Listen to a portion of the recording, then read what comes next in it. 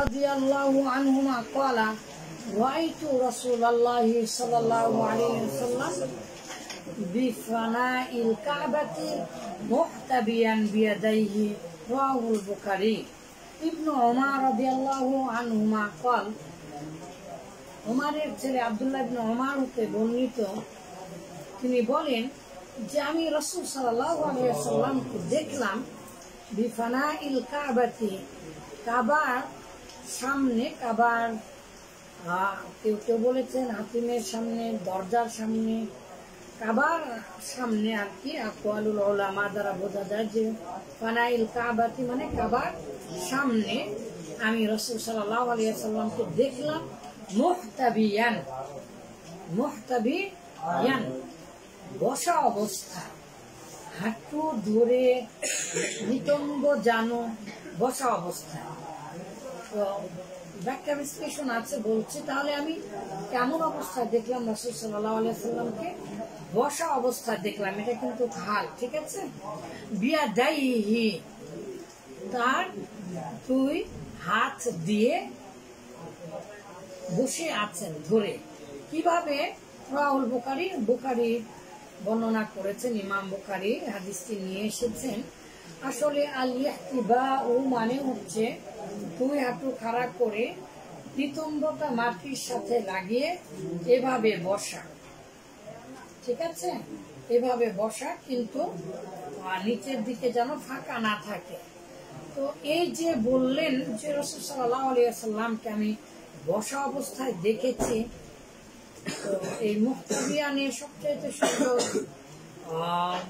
মতামত দিয়েছেন, এর কাছে বিস্তারিত এসেছে। তবে এর ব্যাখ্যা ইবনে হাজার আসকালানী রাহিমাহুল্লাহ যেটা দিয়েছেন সেটাই অধিক এবং একে অপরের সাথে মিল আছে। দুনো হাঁটু উঠিয়ে এভাবে জড়িয়ে ধরে আছেন অথবা পা ধরে আছেন, কিন্তু নিতম্বটা নিম্নাংশটা মাটির সাথে লেগিয়েছে। তো এইরকম ভাবে বসা জায়েজ আছে, রাসূল সাল্লাল্লাহু আলাইহি ওয়াসাল্লামকে দেখেছেন, এই হাদিস দ্বারা এটাই প্রমাণিত হচ্ছে। ওয়ান আব্বা ইবনে তামিম আন আম্মিহি, আব্বা ইবনে তামিম তার চাচা হতে বর্ণনা করেন, তার চাচা বলছেন রাআইতু রাসূলুল্লাহ সাল্লাল্লাহু আলাইহি ওয়াসাল্লাম ফিল মসজিদে, রাসূল সাল্লাল্লাহু আলাইহি ওয়াসাল্লামকে মসজিদে দেখলাম মুস্তালকিয়ান ওয়াজিআন ইহদা কদামাইহি আলা আল-উখরা মুত্তাফাকুন আলাইহি, যে মসজিদে নববীতে দেখলাম মুস্তালকিয়ান তিনি শুয়ে আছেন চিত হয়ে, ওয়াজিআন রেখে দিয়েছেন রাখা অবস্থা, এটা হাল মূলত। ওয়াজিআন ইহদা কদামাইহি এক পা, কদামাইহি আরেক পায়ের উপর, দুই পায়ের মধ্য থেকে এক পা রেখে দিয়েছেন আলাল উখরা অপর পায়ের উপরে। তার মানে দেখেন, আপনাদেরকে বলে দেই, এটা মুত্তাফাকুন আলাইহি বুখারী মুসলিমের হাদিস। আমরা যে চিত হয়ে ঘুমাই, এই চিত হয়ে ঘুমানোটা অপছন্দনীয় কাজ, চিত হয়ে ঘুমানো অপছন্দনীয় কাজ। বিশেষ করে চিত হয়ে আবার এভাবে ঠ্যাং আলোক করে ঘুমাই, অনেকেই এরকম ভাবে ভি আকৃতি করে রাখে, এক ঠ্যাং আর এক ঠ্যাংয়ের উপর দিয়ে ঘুমায়, এতে তার সতর উন্মুক্ত হওয়ার সম্ভাবনা আছে, দরজা সিসিন ফাঁক হয়ে যেতে পারে। এই ধরনের ঘুমানো ওলামাদের নিকটে এটা অপছন্দনীয় এবং নিষিদ্ধ। তো এক পায়ের উপরে, একে তো চিত হয়ে ঘুমানো ঠিক নয়, তার মধ্যে এক পায়ের উপরে আর এক পা উঠিয়ে এভাবে বা এভাবে ঘুমানো হারাম, নিষেধ। তাহলে মহানবী সাল্লাল্লাহু আলাইহি ওয়াসাল্লাম যে এরকম ভাবে ঘুমিয়ে আছেন, আবার এক পা আর এক পায়ের উপর দিয়ে আছেন, তো ওয়াজিআন ধরে রেখেছে, এক পা দিয়ে আর এক পাকে এভাবে ধরে রেখেছে। মহানবী সাল্লাল্লাহু আলাইহি ওয়াসাল্লাম যদি ধরে থাকে, যদি এইরকম সম্ভাবনা থাকে যে উঠবে না, তাহলে কেউ চিত হয়ে ঘুমাতে পারে যদি সতর ঢাকা থাকে বা সতর খুলে যাওয়ার সম্ভাবনা না থাকে। মহানবী সাল্লাল্লাহু আলাইহি ওয়াসাল্লাম এক পা দিয়ে আরেক পায়ের উপরে ঠেস দিয়েছিলেন, যাতে সতর উন্মুক্ত হওয়ার কোনো আশঙ্কা ছিল না।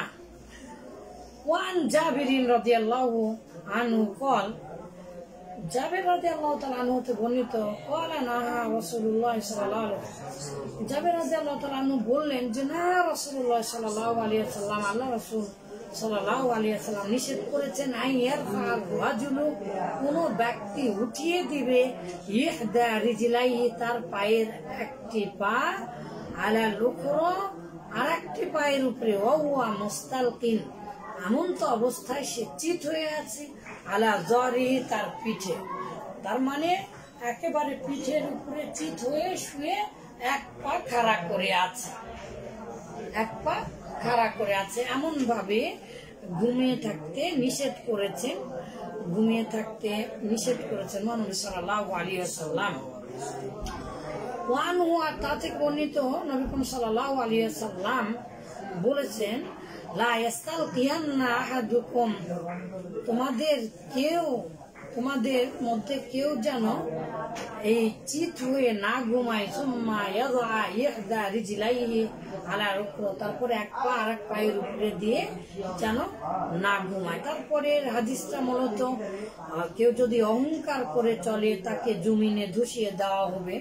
তারপরের হাদিসটা আমরা দেখি, আন জাবির ইবনে সামুরা রাদিয়াল্লাহু আনহু ক্বালা, রাআইতু নবী সাল্লাল্লাহু আলাইহি ওয়াসাল্লাম, নবী করিম সাল্লাল্লাহু আলাইহি ওয়াসাল্লামকে দেখলাম, মুত্তাকিআন আলা বিসাদাতিন আলা ইয়াসারিহি, রাওয়াহু তিরমিজি, হাদিসটি সহিহ।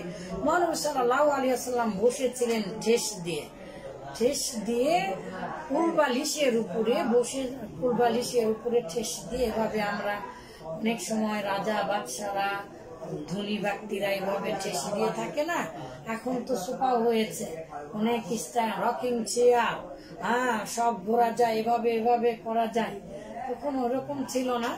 এখনো যদি কেউ ঠেস দিয়ে বসে থাকে তাহলে মূলত এটা জায়েজ আছে। মহানবী সাল্লাল্লাহু আলাইহি